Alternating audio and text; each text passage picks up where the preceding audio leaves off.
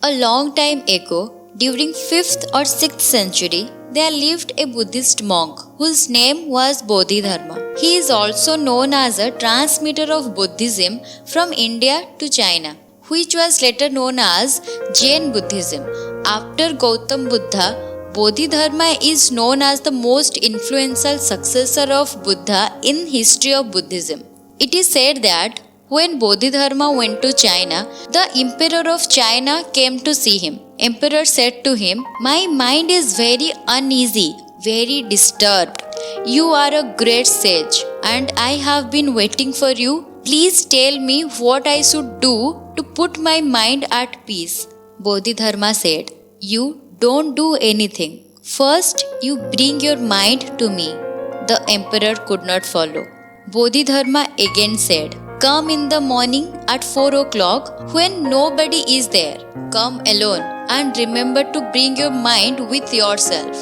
The emperor could not sleep the whole night. Many times he cancelled the whole idea. He thought that this man seems to be mad. What does he mean? Come with your mind. Don't forget.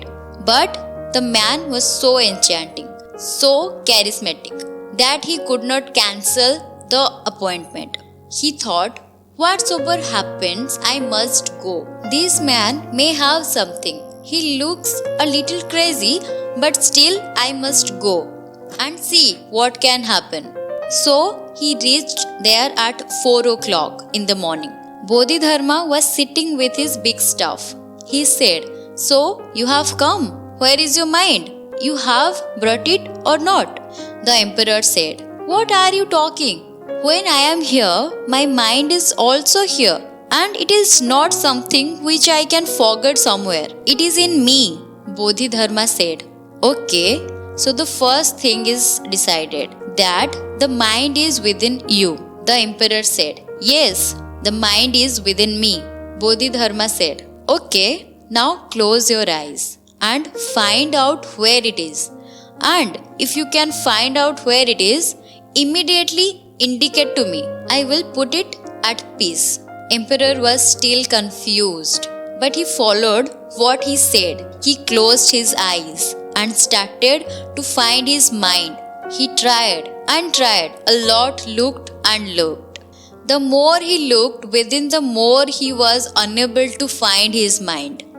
He became aware that there is no mind. Mind is just an activity. It is not something you can pinpoint. The moment he realized that it is not something, that the absurdity of this quest became exposed to him.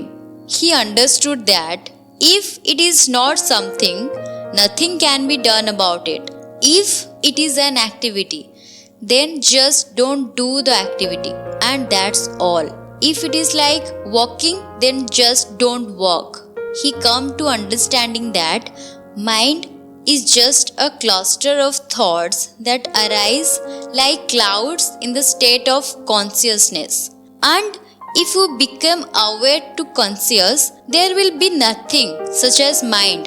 After some time, the emperor opened his eyes. He bowed down to Bodhidharma and said, "Till the time I did not reach for the mind, I used to brother. Now when I search, I have found that there is nothing such as mind." Bodhidharma said, "It means that I have put your mind at peace now." He said, "Remember that whenever you feel you have uneasy mind, just look within where that uneasiness is. Where is the disturbance? And when you will try to find it, you will not find the disturbance, but you definitely find your own self, which is very calm and very peaceful." In today's world, millions of people were suffering from disturbing thoughts in their mind. Thoughts of the mind can be more painful than physical pain. People are suffering because they never try to find their mind. They never try to look within and explore their mind. In fact, mind is nothing but just thoughts, which arise like clouds in the state of unconsciousness. When we became conscious, start to witnessing our thoughts started to subside, and when we became thoughtless, our mind disappears. It becomes source of happiness for us instead our suffering.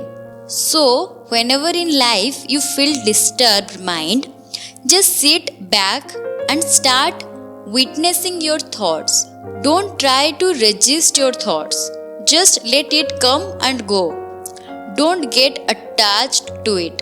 Watch it like as if you are standing on the side of a road and witnessing traffic come and go just like a spectator. Similarly, by witnessing your thoughts slowly, your thoughts will subside, and in the end, you will be left with only your true self, which is very peaceful and blissful.